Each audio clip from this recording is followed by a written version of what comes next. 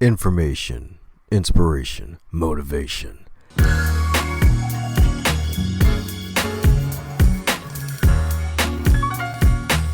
You are now listening to the Going North podcast, where you're going to get all three of those things and more. I'm your host, author, speaker, and book enthusiast, Dom Brightmon. Every Monday and Thursday, you're going to hear the voice of a different author sharing their stories of how they had to overcome some trials in life to become the best versions of themselves, publish their work, and get the most out of life, and to help you get the most out of your life.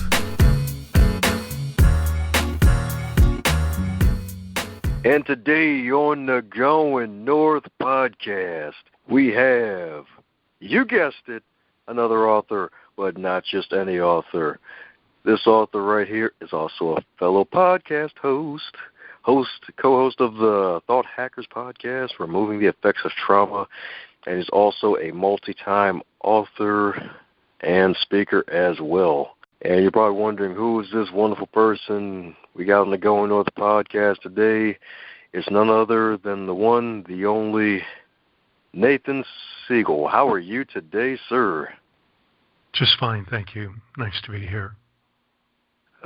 Yes, sir, indeed. Yes, sir, indeed. Glad to have you, indeed, especially with the interesting conversation before the recording started. Well, we had a bit of fun. So this gave the world a short little glimpse into the wonderful world of Mr. N.S. Nathan himself. So mind filling in the cavities where I may have missed some fillings? Yeah, you got everything right there. Nailed all the buttons, as they say. Oh, sweet. Awesome indeed. So with all of the magical experience, I believe it was 20 years of speaking and teaching, right? Well, actually, mostly teaching as a freelance writer. The speaking came right at the very beginning. Actually, before I became a writer, I'd been hired by a software school in Vancouver, British Columbia, to teach a course on 3D Studio Max. And what was ironic about it is that they gave me the manual, and as soon as I looked at it, I knew I couldn't use it. So I went to my bosses, and I said to them, I need to rewrite this. And they said, okay, and that was actually my first writing assignment. So I rewrote the manual to match the software I had, and then I taught the class based on the manual, and then they updated the software, and then I rewrote the manual for a second time and taught the class again. And so it was after that I became a freelance writer, but not in the way that most people would expect. Interesting indeed. It's actually interesting because that's the second time I think I've actually heard of a person teaching, and the book they're teaching from, they didn't like it. But you're actually the first one I heard of that actually rewrote the entire manual from scratch. That is very interesting. It was. It was rather cool. It was a totally different experience for me, and I'd never taught a class in that way before, and I needed the manual, so I just took it from the software manual that we had, wrote it to match, and just wound up teaching the class from that. And the students were quite happy with it, and they gave me some really good feedback on it. But I became a writer after that, and the way that it came about is, like I said, not the usual way. I was not happy in Vancouver. I really wanted to get out of the city. It was just too big, too crowded. And I got offered a job in Victoria, which is Vancouver Island, across the water. And unfortunately, me and my boss didn't see eye to eye, and one day I got fired. And I didn't have any prospects at all because I had severed all my contacts in Vancouver. I couldn't go back. And one day my cousin came over like a couple of weeks after I'd been fired, and he was a freelance writer, and he asked me if I wanted to write, and I said sure, because I had no other options. And ironically, he'd offered me the job 6 months before, and I turned him down because I thought I was going to be buried in paper, and I really didn't want that because I liked living a very simple existence. But when he showed up the second time, I didn't have anything on my plate at all, and my back was against the wall, so I said sure, and that's how I became a writer. Wow. Oh, righty. Mm-hmm. We knew that rewriting a manual would actually lead to full-time freelance writing at one point. Well, it was rather strange about the whole thing because ironically, my first job, that manual, was ghostwriting, which I never even thought about it at the time I did it. I just did it, gave it to them, said, here you go, and away I went, and they paid me, and it all was fine. It wasn't until years later that I learned about ghostwriting, learned what it meant, did a little bit of it, but not much. But I mean, afterwards, virtually all of my writing has been writing with a byline in one way or another. And but what my cousin did is he just sat down with me and he said, okay, let me show you what you need to know. And one of the first things he did is he took me to the local library and he showed me the Gales directories, Ulrich's directories, and Literary Marketplace. And he just showed me how to use all these things and start doing research for magazines. And I was introduced to becoming a magazine writer. And he just basically showed me what to do, and I followed his instructions. So I know it sounds really simplistic, but it wasn't that way because, like I said, my back was against the wall. I didn't have any options at all. I had some money saved up, but not a lot. And he just told me what to do, and I did it. And I didn't argue with him. I didn't try to think that I knew more than he did. I just did what he told me, and things started to work. Sounds like you received the gift of a mentor right there. I did. He was the first major mentor. It was rather a bizarre experience in one way because like one of the exercises he gave me right at the very beginning was a mind map exercise to determine interests and ideas and that. But I knew what I wanted. I wanted computer software, I wanted computer graphics, I wanted photography, and I really didn't care about anything else.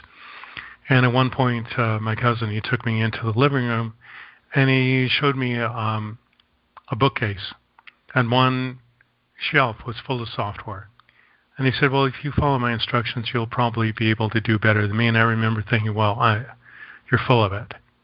But fast forward a few years after doing this, and at one point, you're familiar with what liquor store boxes look like, right? How big they are?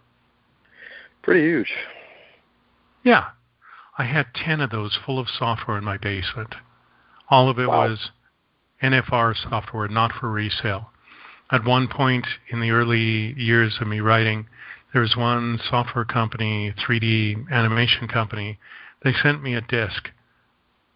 I didn't even ask for it. They just sent it to me. Other software makers did that too. They would just send me software, expecting me to write something. I'd come home, there'd be a big box on the doorstep, software from somebody. And but this disc that they sent me had all this plug-in software that they used for all these 3D apps, over $100,000 worth of software. It's like, what? You're kidding. Wow. But this is the kind of thing that happened. And as a result of being a freelancer, since I was writing about software and photography and so on, I regularly got really high-value graphic software from a variety of software companies. And since I was heavily into 3D, I was getting, really good 3D software from Alias, Maya, or Alias as it was called at the time. They merged with Autodesk 3ds Max, and another outfit called Lightwave. So all of that was pretty high-end stuff, pretty expensive. And it's because of the freelance writing, it's because of who I was writing for, I was able to get access to all this stuff. But again, all of it came with the caveat, NFR, not for resale. So it was only for my use, only in a certain way. But it was great. I got to play with some of the best stuff out there. Wow. Over $100,000 of software. Then you had to write manuals for all of it. Oh my goodness. Well, not for that. I mean, the vast majority of what was on that disc was stuff I didn't wind up using. I was just absolutely floored when this thing showed up in the mail one day, and I looked at the directory and I realized what they had given me. It's like, you're kidding me, right? But they obviously liked what I was doing, and so they reached out with this stuff. And it happened many, many times over the course of my career. Like I said, people would just send me software and a note, can you review this? And I'm going, well, I can't review it unless I have permission from a magazine or a company or whoever to write about it. Otherwise it's just going to sit on my shelf. I can't do anything with it. Wow. And you had basically crates of it. I did a few times. Not always, but sometimes I would get something and go, ooh, this is interesting. And I'd look at it and go, well, I'd like to explore this. And I'd throw a query out there to a number of different magazines, and somebody would go, oh, cool. You can write about it. We'll pay you X. It's like, great. So I'd sit down and write about it, learn how it worked, and do a review or a tutorial, whatever. And, yeah, it was cool. It was fun. Well, and how'd you manage your time with all that? I mean, sure, you probably have a lot of it since that was your main job at the time, but how'd you manage all that? I got one of those wall planners. I don't even know what you call it, but it was a calendar, the one that you would kind of write on with dry erase marker, and it covered 2 months, and I just pinned that to the wall, and every single assignment that I had, I was working for like 6 or 7 clients at a time, and I would just pencil in all the various deadlines just so I could keep track of what was due when. I mean, this is before like Google Calendar stuff, and I wouldn't have used it probably anyway because it was on my computer. It's just too small on the screen to be useful in a lot of ways. But this thing on the wall, everything was obvious, and I could just go, oh, okay. And then I knew exactly where I was and how to keep track of my time. Awesome indeed. Yeah, 'cause that's got to be pretty tough because I'm pretty sure some of the software probably took a little more time to play with than the others. It's true. Yeah. I mean, sometimes, well, not sometimes, more often than not, my goal was to see if I could break it. Ooh. And find out where the limitations were. Yeah, that's true indeed, because if you find any breaks or bugs in it, then that way you'll be able to get that feedback back to the company. They can hopefully fix it, and then that way you don't have to worry about mentioning that at all in the manual. Well, in theory, there was one guy who came to me later in my career, actually a few years ago, and he saw the articles I was writing for a magazine called Windows Secrets. And he said, I'd like you to look at my software program and do a review on it and tell me what you find wrong. Well, I found a lot wrong, not just a little bit. And he was not very happy with me. I said, but you hired me to do this, and this is my specialty. This is what I'm really good at. And, you know, if you want to sell a lot of your product, you're going to have to fix these problems because they're major. They're a huge number of problems. But he finally buckled down. He listened to me, and he fixed it. And it was like, great. You know, it took a lot of humility on his part to be able to listen to what I had to say. I mean, initially he was upset. Then he saw what I was actually giving him, and he realized, ooh.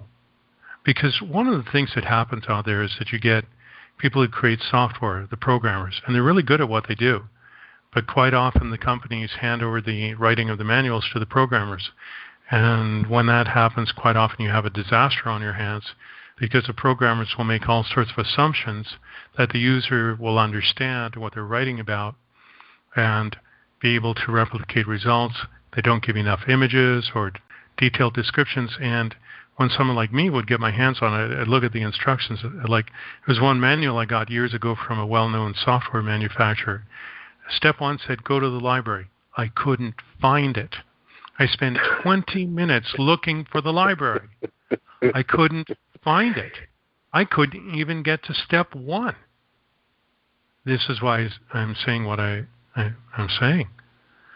And so that was part of my job, is critiquing certain things. And another company came to me with the same thing, and I said, you know, you don't have enough images. You don't have enough graphics to explain how to do stuff. You're relying on text and hoping your customers will understand. They won't. They can't. And if you fix this and you put in the images like I'm telling you, your support calls are going to drop dramatically. And I said, right now I'm willing to bet your phone is ringing off the hook with complaints. And they said, yes, it is. And I said, well, that's your problem, and that's why. Fix it, and your support calls will go down. Yeah, that's true indeed. It'll just be painful on the call center because they get enough slack as it is already. Well, it's enough flack as it is already. Yeah, flack, for sure. So with writing all of these manuals and dealing with all of these companies, what trials did you have to overcome to get to where you currently are? The number one thing was just listening to what my mentor had to say to me and just following his instructions. I mean, later on, I got really tired of freelance writing because I discovered that I'd hit an income cap, and I really couldn't go much higher. And that's when I started looking into internet marketing and different opportunities that way. And along the line, it's about 12 years ago now, I read a sales letter. It was written by a guy by the name of Terry Dean, and it was mentored by a guy by the name of Jeff Mulligan. And that sales letter is what changed my entire career from that moment forward. Because one of the things about that sales letter that was really cool, there were a couple of things that stuck out. One was a headline, "You've been lied to and it's costing you a fortune." That really got my attention. And the second one was the mentor of the course, Jeff Mulligan, put his phone number on the sales letter and said, "If you got any questions, call me." I did. I spoke to him a few times. That's what sold me on it. And I bought the course, and I followed everything to the letter. And Jeff Mulligan, when he realized I was serious, bent over backwards to help me. And as a result of his mentorship and guidance and what I followed in the manual, a short time later, I had my best year ever as a freelancer. A little bit came from writing in terms of magazines, but most of it came from doing a joint venture with the Corel Corporation out of Canada. And what I did based on what I learned in the manual is I had written a manual about Photoshop. I knew that was a conflict with their company. I said, "Tell you what, I'll rebrand all my major tutorials and I'll brand it to your software, which is PhotoPaint. What do you think?" And they said yes. And that created what they call a joint venture partnership. And over a period of a few years, they sold over 11,000 copies of the ebook that I wrote, and I earned over $90,000 US. And the first year that they did this, I made over $100,000 that year. It was the best I'd ever done as a freelance writer.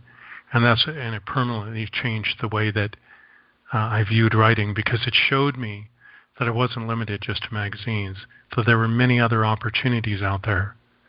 And it was just like, wow. It was just enormous. Wow, congrats. Thank you. The power of sales letters. Gotta love it. Yeah, well, the thing is, though, yes, I had a sales letter, but the sales letter came after the JV deal.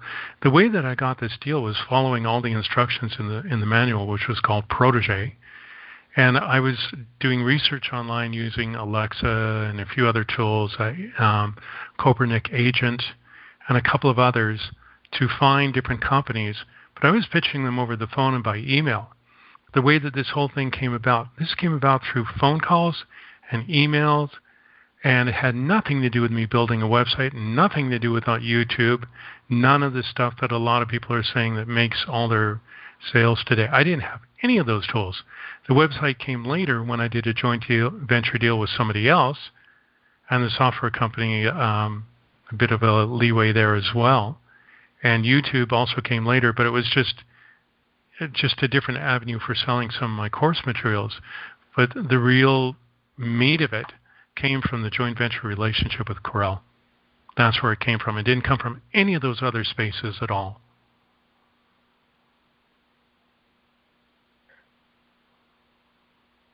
Yep, that is really great, too, because folks keep on forgetting there was a time before the Internet. People forget that. More or less. But the funny thing is about what I've just said, you can do the same thing right now. I'm working on it right now.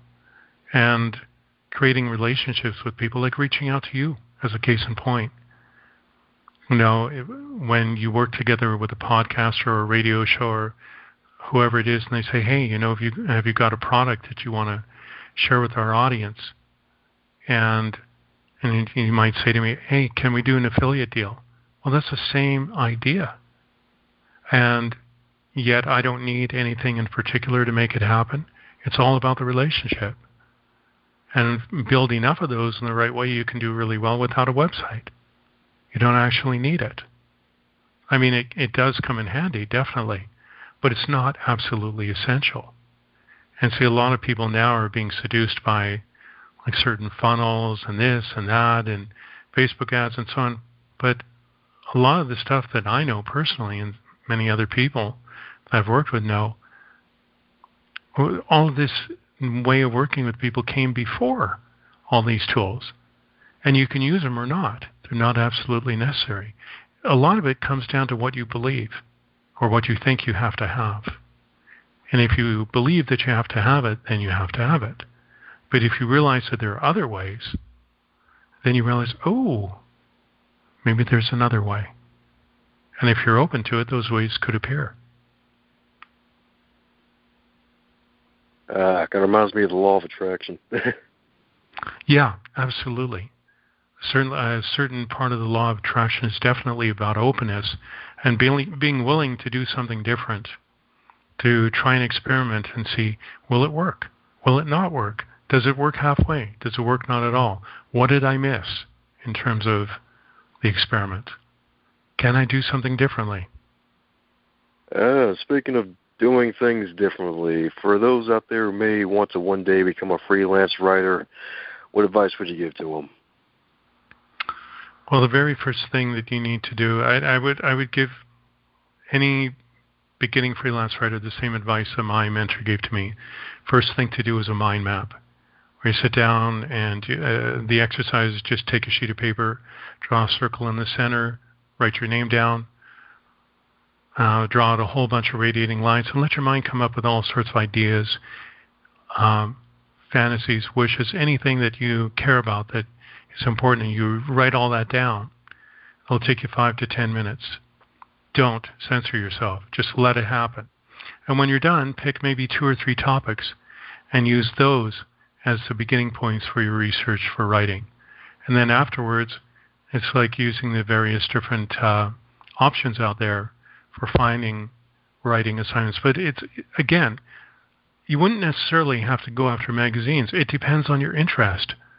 So if you're into aerospace, you may want to look for companies, big companies like Boeing or, the name escapes me in the moment, but some of the major companies in the United States to do with aeronautics, and search them out in the HR departments and see if they can use a writer for case studies, annual reports, letters, blogging, all this sort of stuff, copywriting, which is a very great way to make money as a writer if you've got the chops for it, if it fits with who you are. Magazine writing is not the only game in town. And then, of course, there are joint ventures, which is what I did with Corel. And joint ventures are a fabulous way to make money if you create the right deal and you're working with honorable people. That's important, working with honorable people. Can't be overstated, because as I discovered by my own experience, you can have the best contracts in the world, but they're absolutely worthless if the person on the other end is not, if they don't have integrity and they don't mean what they say. And you could turn around and try and sue somebody, but as I learned a long time ago from a lawyer, of all people, when I sued somebody for a problem, small lawsuit, when I finally dropped it, he and his wife took me aside, sat down with me and said, it's not worth it to sue anybody for any reason. Doesn't matter how important you think it is, because a lawsuit will tie you up for years of your life, waste an enormous amount of time and resources. He said to me, the best thing you can do, walk away. Forget it, move on with your life, and you may find success in another way. And some of the best advice I'd ever received.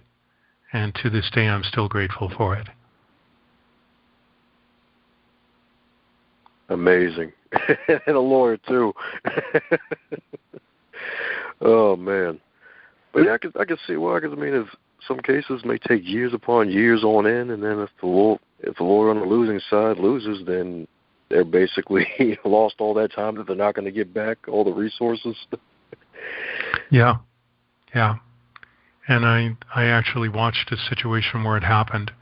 There was my lawyer, who was my friend, and this guy that he was representing as a client, and it was just an absolute disaster. and the client won. Then it was overturned in the Court of Appeals, and a short time later, the lawyer, I was really upset about what happened. So my Doug Christie was his name, asked me to write a letter to the Premier. So I wrote a letter to the Premier. Much to my amazement, I got a response from him and the Attorney General. And when my friend read my argument in the letter, he said, "This is a brilliant argument. If I can get it into the Supreme Court, this case, can I use your argument?" It's like, sure. But it never happened. The guy who was suing this politician died a short time later, and that was the end of it. What a waste. Just wasn't worth it. Oh, man. It's the truth. It goes back to the old saying, don't waste time. Oh, my goodness. Mm-hmm. Life is short, make it sweet, 'cause time is fun. Oh, my goodness. Yeah. Well, for those out there who love to read, I'm pretty sure there have been some great books that you've read in the past that have really, really helped you to up your game and just overall become the Nathan that you are today. Mind sharing a couple book titles? Well, one of them, which helped me a fair bit, was called Secrets of a Freelance Writer, I believe, by a guy by the name of Bob Bly, B-L-Y. And actually, I wound up buying some other stuff from Bob to do with like corporate writing and stuff like that. I wound up following him quite a bit and downloading some of his stuff. And I spoke with him on the phone a few times too. Really approachable guy. Another guy out there, the names of his books don't come to mind, but his name does. And his name is Steve Slaunwhite. And Steve Slaunwhite is a fellow Canadian. Also wrote some books on copywriting. And if you're into exploring copywriting and how you can make a living that way, that's a good way to go. There's another thing out there, and it's a free report that I can give to anybody who's listening to this. There's a guy out there by the name of Michael Fortin. His first name is spelled M-I-C-H-E-L.